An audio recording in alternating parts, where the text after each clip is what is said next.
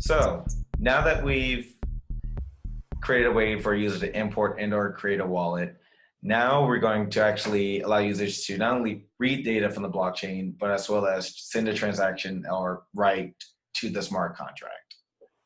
So the only thing that's different from this particular file versus the other ones is that we're actually going to need to utilize the ETH contract class.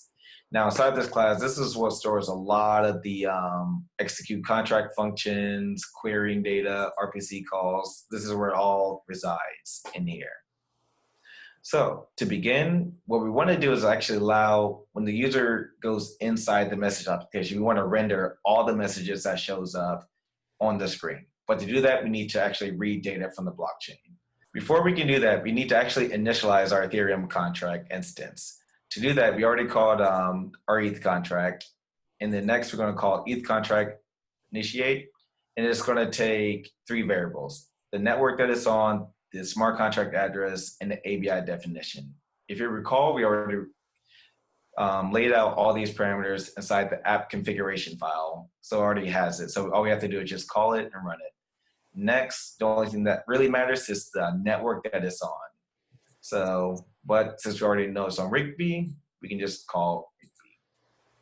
So next step is to actually get the message count. Now, since we're reading and not altering the state, it is what you will call like a constant function. So we're not actually changing the state of anything.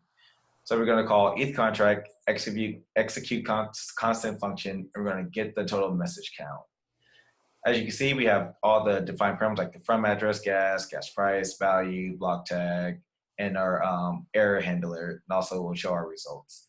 The reason why we created a message count is because we're going to use this number and we're going to loop through all the different indexes that are stored in the smart contract.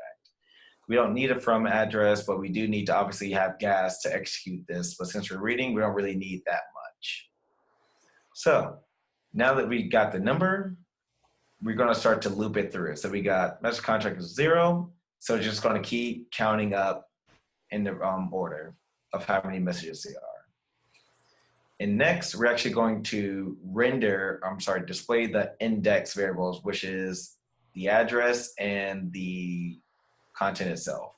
So that's what we're going to do here. We're going to read we're going to actually read the messages itself, as well as the address attached to it.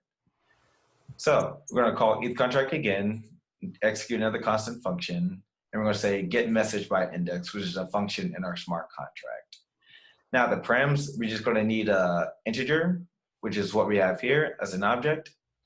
We don't need a from address, but we do need to specify the gas price, value, block tag, which is the latest. So we make sure we're always up to date with the latest messages, and return the result.